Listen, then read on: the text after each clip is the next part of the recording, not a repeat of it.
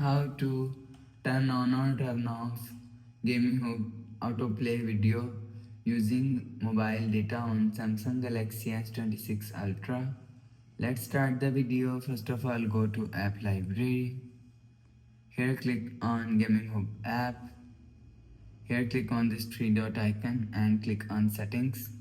Now in gaming hub settings you will see fourth option is autoplay videos using mobile data is here. So if you want to turn on autoplay videos using mobile data, turn on this button.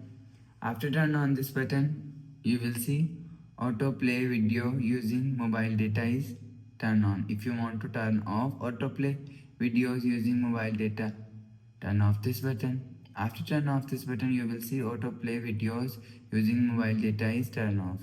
You will turn on or turn off autoplay videos using mobile data from here.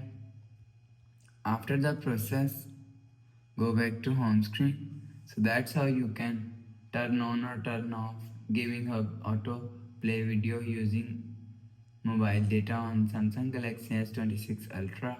If you like the video, please subscribe. Thanks for watching.